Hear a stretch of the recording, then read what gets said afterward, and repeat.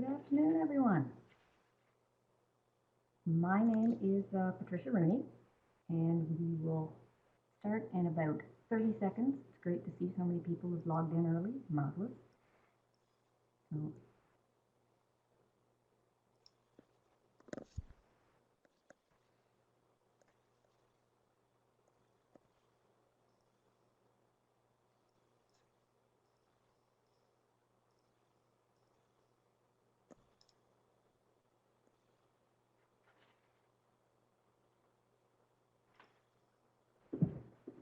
okay, we are ready to go.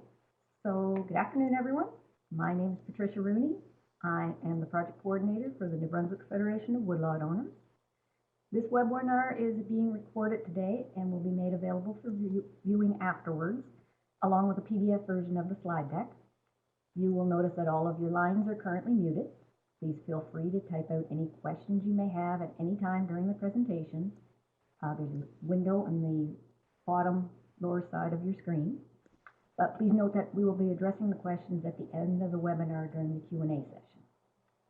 Today's webinar on preparing for climate change in the context of insects and disease is second in a series about silviculture management for New Brunswick private woodlot owners in relation to climate change adaptation. This webinar series is part of a project called Building Capacity of New Brunswick Woodlot Owners to Adapt to Climate Change, which you can learn more about on the Federation's webpage, www.nbwoodlotowners.ca, or by following us on Facebook. This project is supported by funding from Natural Resource Canada's Climate Change Adaptation Program and GNB's Environmental Trust Fund, as well as through work by our project partners, Community Forests International, UNB, and the New Brunswick Department of Natural Resources and Energy Development. We want to especially thank the New Brunswick Environmental Network for assisting us with today's webinar connectivity. Today's presenter, Drew Carleton, oversees the Forest Health section within the GNB Forest Planning and Stewardship branch. The section is responsible for monitoring and assessing risks to forest values in New Brunswick, including spruce budworm population forecasting and defoliation estimates.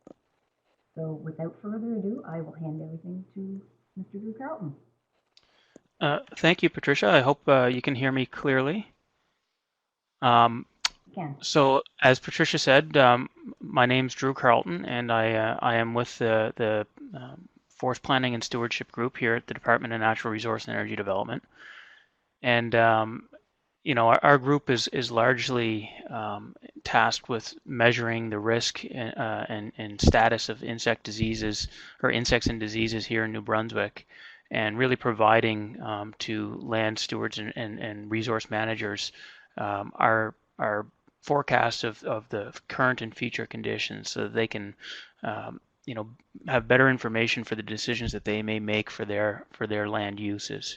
And today I've been asked to talk about a topic it's a challenging one, because we try to provide certainty or greater certainty towards land management, and really when it comes down to climate change and the context of insect and disease, there's very little certainty surrounding the topic, and I think that'll become apparent as I move on. Just for the sake of housekeeping, I'll commonly refer to insects and diseases throughout the context of this as pests, pests of the forest, unless I separate them out individually.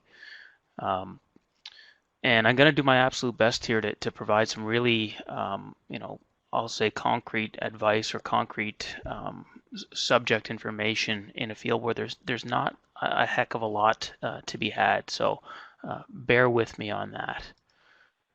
Before we really get into the topic of the day, I thought it might be useful to give just a little bit of background context for who I am and where my experiences come from.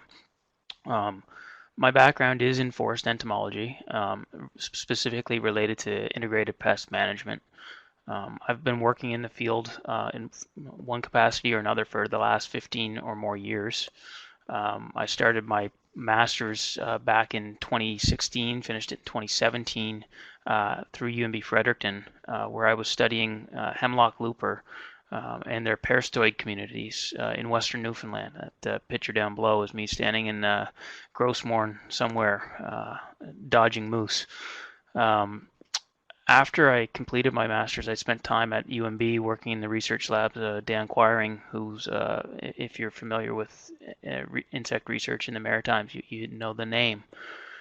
And from there, I moved on to the Canadian Forest Service, where I spent 4 or 5 years working as a biologist under contract with Forest Protection Limited, before I finally made my way to the province, first as the forest entomologist, and then later in my current role as the section manager for forest health.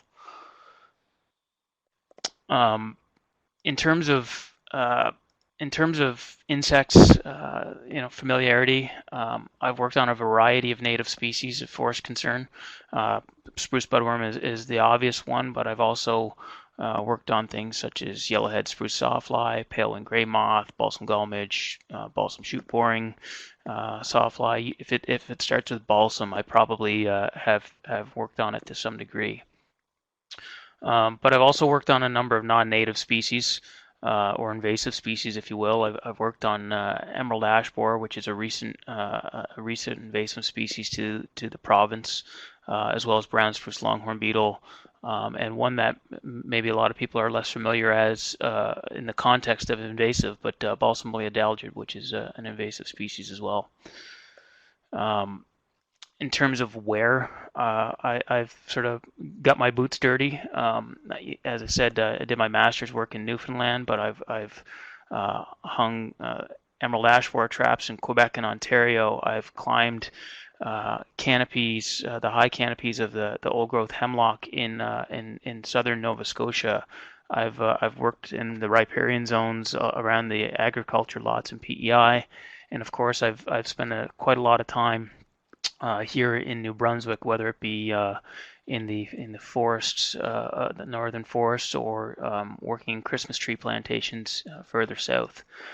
The subject matter ranges anywhere from parasitoids to pheromone development, Christmas tree IPM, citizen science campaigns, canopy microclimate suitability for insects, and some more directly related to forestry and silviculture in terms of impacts of pre-commercial thinning and commercial thinning on things like balsam lily adelgid growth and survival and viability. So when it comes to the maritime provinces, that you can think of the words Mr. Cash. I think it's fair to say that although I maybe haven't been as well traveled as he, I've certainly been I've been everywhere in Eastern Canada. Now, absent from that little rundown of my background is climate change, and it's probably if we're gonna use the musician analogy. It's probably better to invoke the lyrics of Mr. Dylan. It ain't me you're looking for. There's not a tremendous amount of background, or I don't have a tremendous amount of background in terms of climate change. Part of the reason for that is it's not been a traditional question in insect ecology and in IPM until more recently. You start to look in the literature. You'll see more and more nowadays that climate change is as obviously as a hot topic as it is. It's also made its way into the world of entomology. So there's lots of information coming out now, but just it hasn't traditionally been in my background.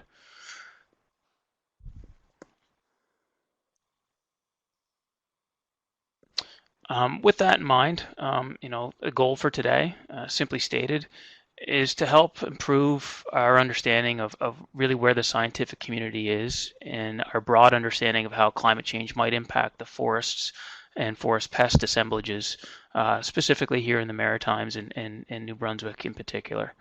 I want to try to explain how we look for these types of disturbances, both the known and the unknown. We'll talk a little bit about how you can safeguard yourself or your forest resources, and try to provide some information, a little bit of crystal balling as to what you might be able to expect and what we can expect just in terms of general trends when it comes to pests under the context of climate change. You'll note that I'm not talking specifically to climate change predictions today. I think that there are certainly far more qualified individuals out there, and for any who had the ability to sit in on the lecture series here at the Maritime or at the Hugh John Fleming Forestry Center, you would have heard from Dr. Henniger and Dr. Bork and others, and they're really the experts that you should rely on when speaking to climate change in the context of the trees themselves. Now, I like to put in slides like this at the start. What's the take-home message for anybody who can't stick around the whole time? If I had one slide to really hammer home the point of today, it's this. It's stay informed. The sciences on climate change, our understanding of climate change and the cascading impacts that it has on both the forest and forest pests are constantly changing. They're constantly improving, and they're constantly new information is coming out.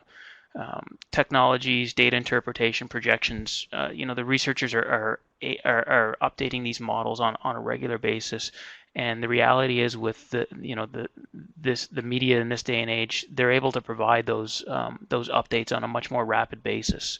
Webinar series like this, following researchers in their Twitter accounts, following even the government agencies and research agencies on their social media accounts are really excellent ways to stay informed and up to date on the latest and greatest information as it pertains to climate change research and even insect and disease research in general. 20 years ago, you would have had to rely on the ability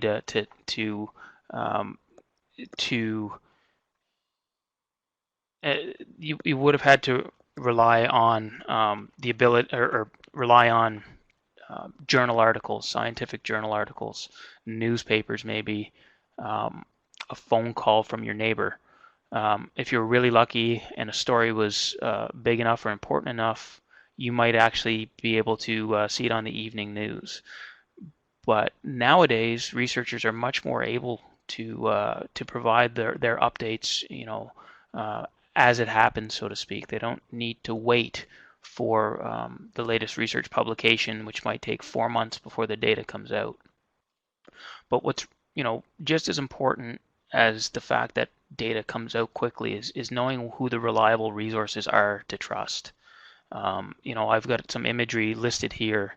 The Canadian Forest Service, your local universities like UNB. The Canadian Food Inspection Agency is a big one, and I'll come back to that later on. Certainly your woodlot associations and your local interest groups, and of course, government in New Brunswick is even trying to improve our ability and capacity to provide data on a more expedited method or more expedited fashion. I'll let everybody just read this one for a moment.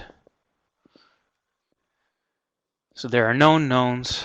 These are the things that we know we know. There are known unknowns. That is to say, these are the things that we know we don't know.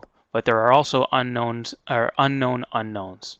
These are the things we don't know we don't know. And that, of course, a pretty famous quote at this point from Donald Rumsfeld.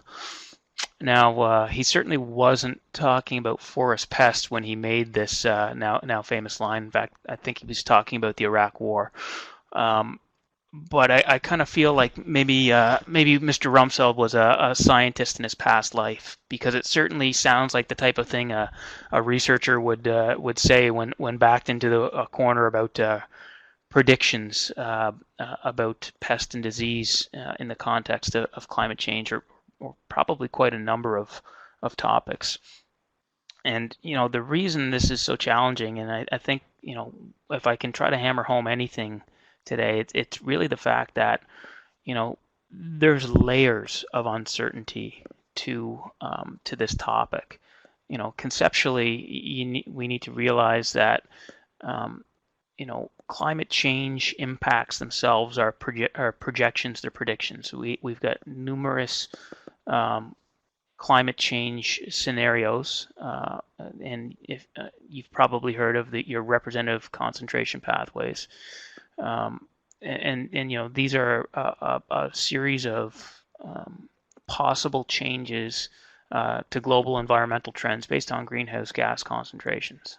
So even that's kind of our base layer, and it's a predictive layer.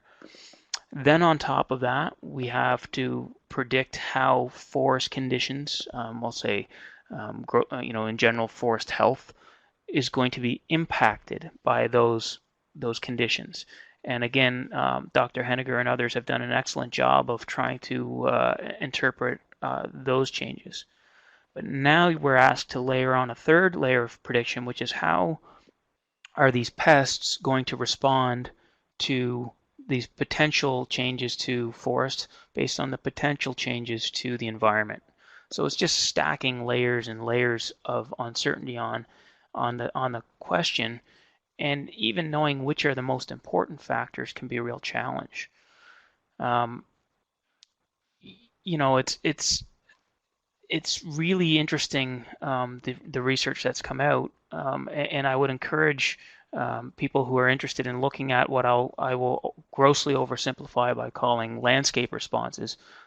If you can look at the work on the NHRI, the NHRI has done, that's on the Northwest Region Service Commission, and I've got the little web tag there on the slide. But there's some really interesting models for New Brunswick, and I think it's important that people have a look at those to try to get an understanding of where our landscape might be, or might end up in the future under a few of these scenarios. Back to my point, to really try to hammer this home, if you wanted to understand how, let's say, hemlock looper outbreaks might change over the next 50 years, well, the first thing you need to know is how important are the factors that drive that outbreak potential. Is it the health or stressed state of the balsam fir that they feed on? If so, what are the factors that cause balsam fir to be healthy or stressed? And what do the climate change predictors tell us about the future state of balsam fir in a particular region? It may be beneficial in one area and not so much in another. When you look at, maybe it's the total summer precipitation that's the most important factor for balsam fir's health. Maybe it's the amount of growing degree days above a base level of 5. But then you have to look at, well, what are the variables that impact the looper? Maybe they're not the same ones. Maybe the biggest impact for looper survival is winter snow cover. And maybe the biggest factor is in fact its parasitoid community, another series of insects, and maybe their biggest variable is freeze-thaw days. If you're lost, don't worry. I'm a little lost too, and I came up with the scenario. But the bottom line is, I'm just trying to highlight that there are so many interactions that could be occurring, and to know which are the most important, or which are which are maybe not important at all, is really, really challenging. So you've seen my Jenga blocks here, and you're probably wondering why they're here. I tried to put together a bit of an analogy here, and I'd say that predicting how climate change will impact pest conditions is a little like playing a game of Jenga, where the more specific you try to get with your predictions, the taller your tower must grow. But just like Jenga, for every level you grow, the more holes you tend to poke in the foundation of your arguments, and the less stable your conclusions become. So, to really hammer home the point, that's the case even with insects that we really know a lot about, like a lot about. Spruce budworm, it's on the minds of anybody who's got conifer forest here in New Brunswick. A quick Google Scholar search will return over 12,000 unique hits. So 12,000 unique articles, scientific articles published on the insect. It's without a doubt one of the most well-studied and well-published insects in the world. And even for that one, to say with a high level of confidence that the patterns we observe and changes in those patterns are either directly or indirectly a result of climate change is exceedingly difficult. To do so requires long-term historical records of both the pest, the environment that it was living in, and a really good understanding of its population dynamics. In other words, all of those factors that we talked about that influence population rise and fall. And again, you know, you're looking at this, overwhelming food web to highlight the point. This is the budworm's food web. And it's showing 5 trophic levels of interaction. So you're looking at the balsam fir tree itself, the budworm in the bolded block in the middle, and then all of these other influencing species that at one point or another in an outbreak cycle play into the budworm's population growth. And so it's not just a matter of understanding how climate change impacts the balsam fir, or even the budworm, but it's how it impacts all of these other things and the combined outcome that really make it so difficult to to come up with clear interpretations. So I think I've hammered home my point. I'm not playing Nostradamus today. There will be no statement today that tells you species X will look like population Y at time Z. But that said, we can talk about some general predictions, some general recommendations, and we can understand how we come to these conclusions. You're seeing right now a map of Canada.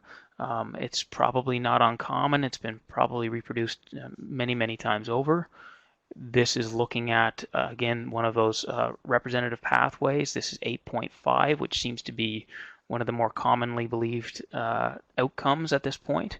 And really what it's showing is a projection over the next 30 years or 20 years now of where the mean annual temperature is expected to go. And the bottom line is it's showing that it's going to get warmer in Canada, across Canada, and to varying degrees. And so we can use information like this to help us identify things like gypsy moth growth and movement.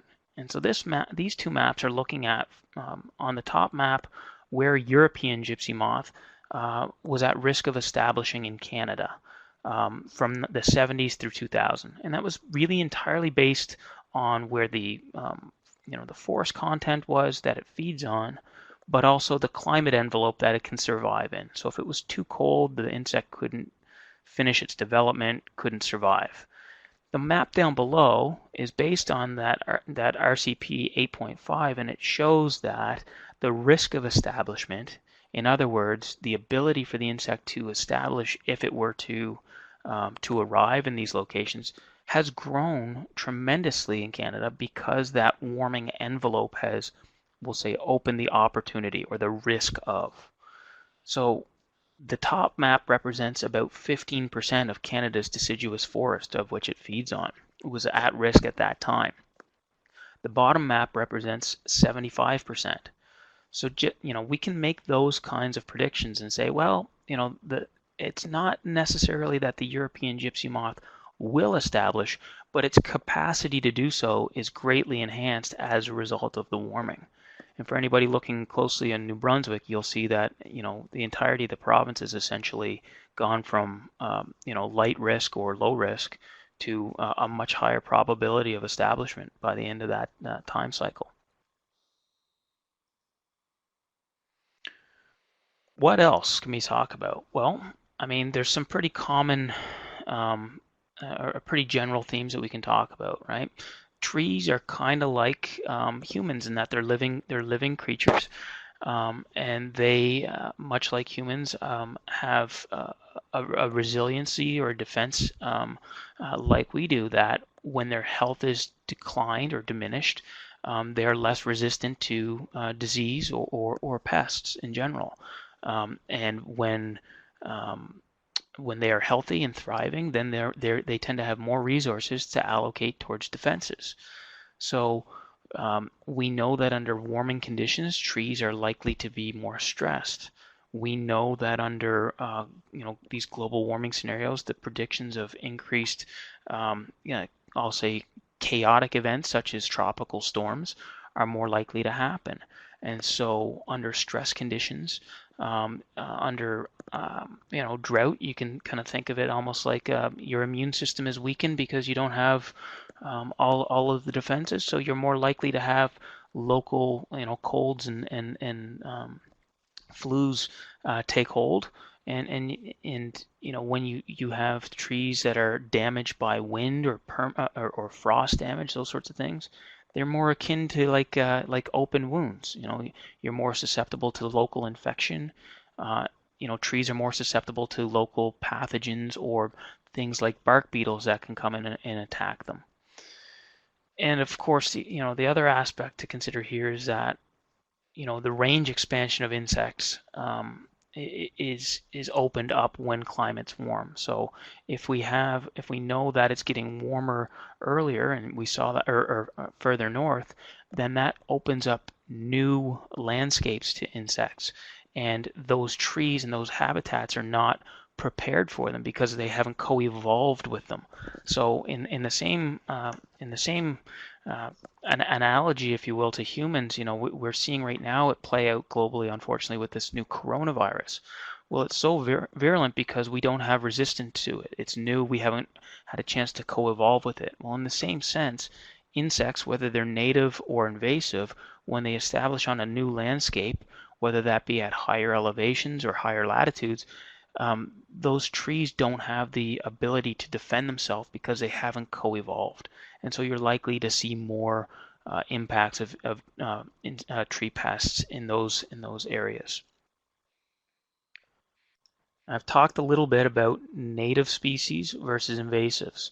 So let's talk a little bit more about native species. Native species are responsive to their local environment, obviously. Eruptive species like the spruce budworm are often thought of as being released from an endemic or a low population level when some pressure that keeps the populations in check is disappeared. So in some cases that might be that a stochastic event leads to favorable conditions. A blowdown leads to a large pile of dead spruce, and that could trigger a bark beetle outbreak because suddenly there's an abundance of food source and their populations are allowed to multiply and divide. And we've seen cases of this going on right now in the southern U.S. Maybe it's that drought conditions or stress conditions lead to trees with heavy pollen cone seasons. And those pollen cones are an excellent food source for the insect. And so again, they're given this kind of buffet to allow their populations to take off and multiply and trigger one of these outbreak events. Well, it's likely that under warming conditions where these stress events are more apt to occur, that these local populations of insects that have boom-bust cycles are likely to proliferate as a result. And pathogens are no different. Any of you who have balsam fir on your lots or travel by balsam fir will frequently note over the last few years that we've seen a lot of red dead trees that were a result of armillaria attack. Well, that armillaria had been, at low-lying levels all along, but the conditions were right because those trees were stressed, and it just took over and took them out within a season in some cases. What about invasive species? Well, invasives are maybe the hardest of all to predict. Invasive species are often of unknown origin, meaning we don't know what part of the world the next invasive species might come from. And part of the reason for that is typically invasive species are not pest species in their native range. Emerald ash borer, for example, there's lots of its landscape in its native Russia and China, Japan, where it's co-evolved with the local species, and they just cause cankers and little blisters on those trees. But when they come to North America, the North American ash species don't have those defenses, and so as a result, they don't have any way to fight off the insect, and it's able to take hold. Well, had we known that this insect was going to be an issue from the start, maybe you can defend against it.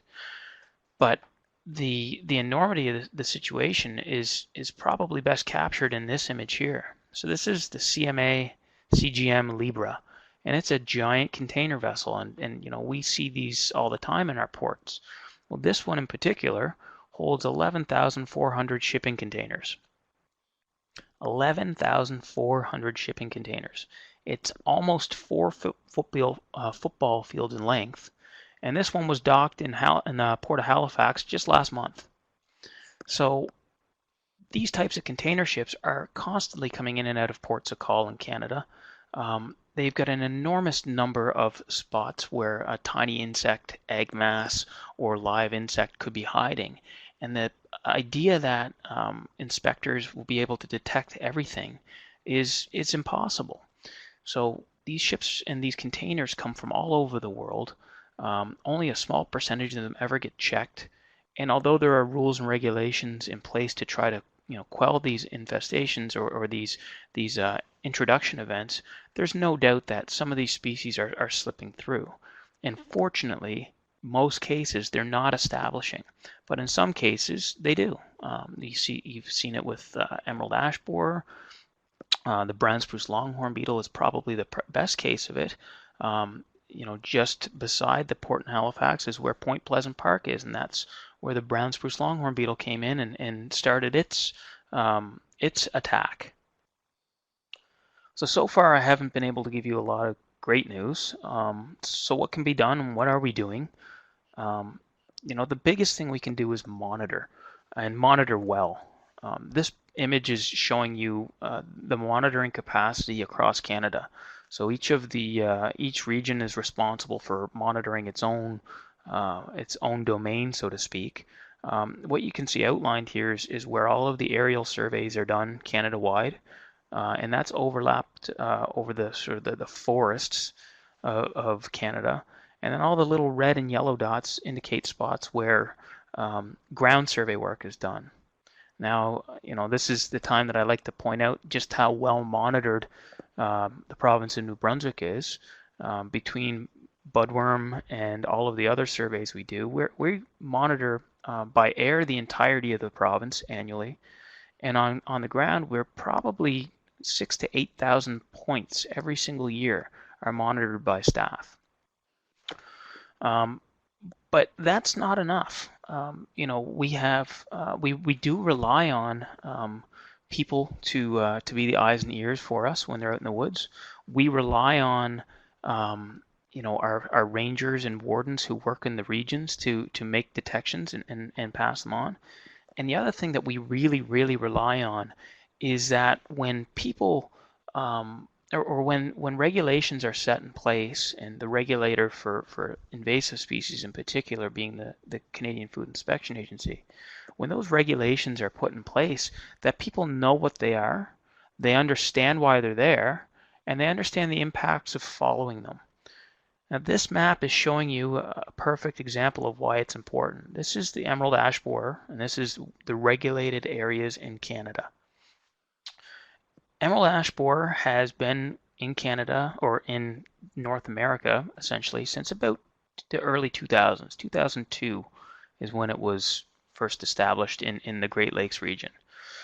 Now, since then, it's spread its wings, so to speak, from Winnipeg, Manitoba, all the way to Halifax, Nova Scotia. And that represents a little over 2,500 kilometers if you were just to draw a straight line. And if you do the quick division on that, that tells you that it's moving at a rate of about 144 kilometers per year.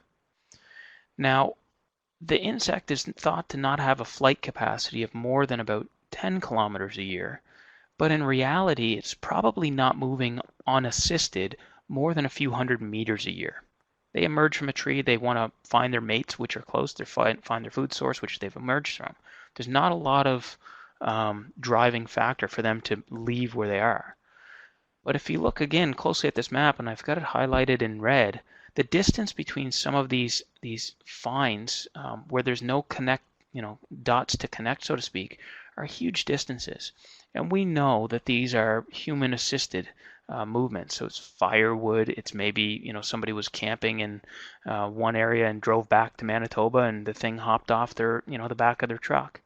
We also know that it's not intentional movement, but in a lot of cases, it may just be that people don't realize that they shouldn't be moving wood from one regulated area to another.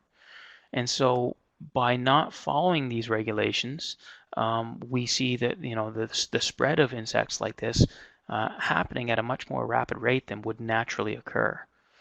And as a side note, and to reiterate my point about knowing where to look for information, tomorrow you're going to see an update to this regulated map. There'll be an announcement made of new regulated areas within New Brunswick. So I'm not going to spill the beans on where they are, but if you go on the CFIA's website tomorrow and you look at the inspections area under Emerald Ash Borer, you're going to see a media release and a new map that's going to tell you where there's going to be some new regulated areas in New Brunswick. So what can you do? Well, as I said from the start, we have a lot of knowledge within the CFS, within the CFIA, within GMB. We're constantly learning new things. We're constantly integrating new ideas and new discoveries. And a perfect example of that is the spruce budworm early intervention strategy, which was the first time it's ever been attempted. And this program started back in 2014, and we're seeing what we believe are some tremendous impacts of a new strategy, a new approach to budworm management, and we think it's paying a lot of dividends here in New Brunswick.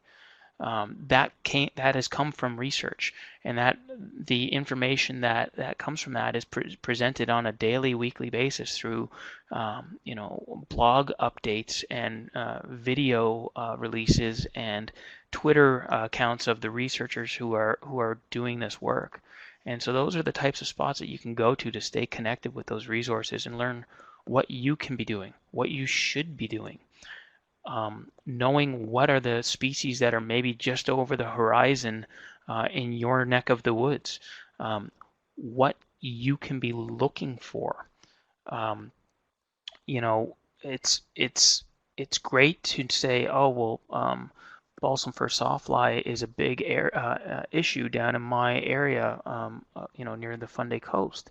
But if you don't know how to look for balsam fir sawfly damage, or if you confuse that with maybe a foliar disease, then you may not get the right advice for how to manage that on your stands.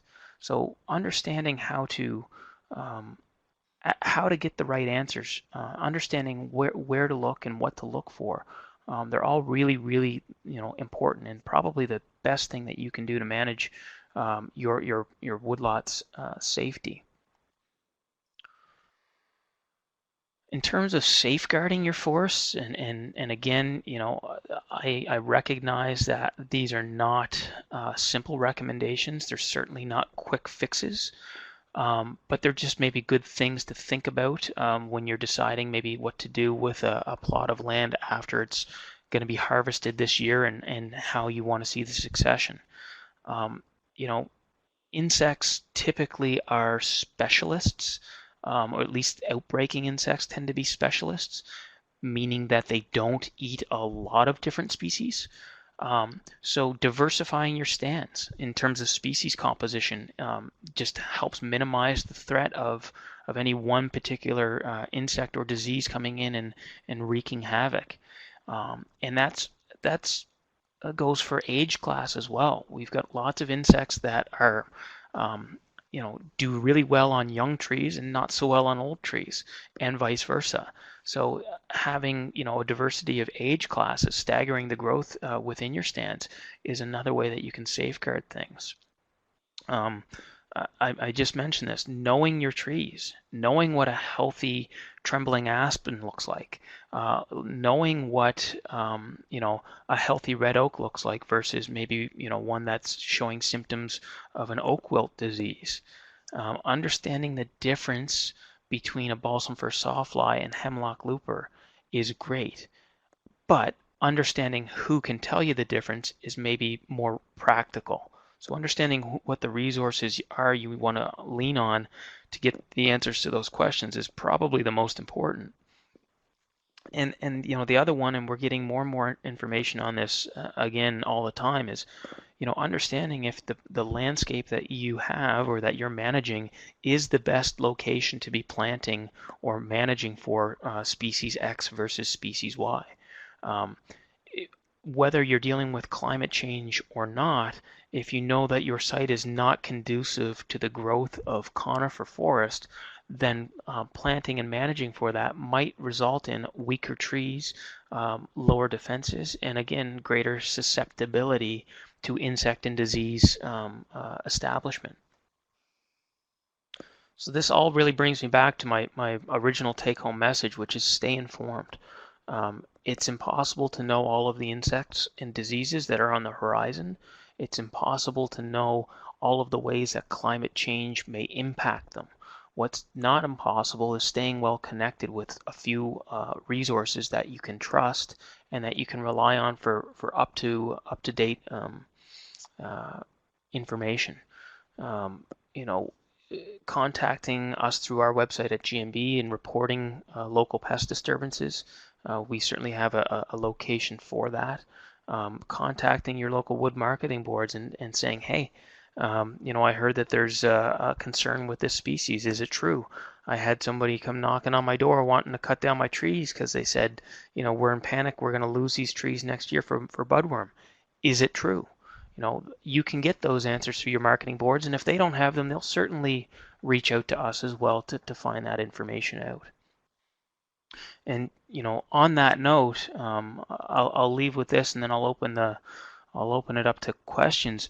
Um, you know, your next opportunity for something like this, we actually have a couple open houses coming up on the 19th and 20th in northern New Brunswick and Campbellton and Edmundston, where we're going to be presenting research on the spruce budworm EIS program and providing more of an insight into the work that's going on and how we're coming to the conclusions that we are. So I'll leave this here. And I think at this point, I'll turn it back over to Patricia if she wants to open it to questions. Thank you, Drew. That was very informative. I really appreciate that. Does anyone have any questions that they would like to ask Drew? You can type them in the chat box in the side at the bottom of your screen. Or if you like, there's a little microphone button at the top of the screen that you can unmute yourself as well. So right now we'll just open the floor to questions.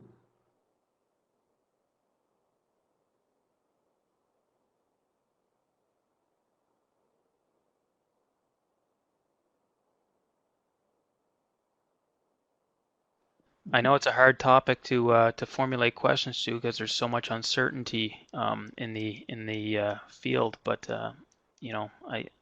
I we do our best to make these accurate projections and not overstep our confidence. So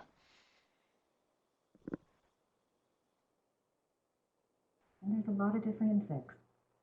So that must make it quite a bit of a challenge for you guys.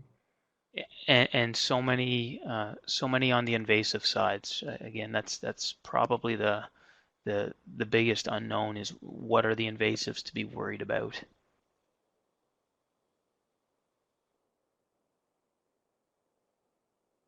Well, we don't seem to have any questions today. I've stumped everybody. Or my microphone was on mute and nobody heard a thing.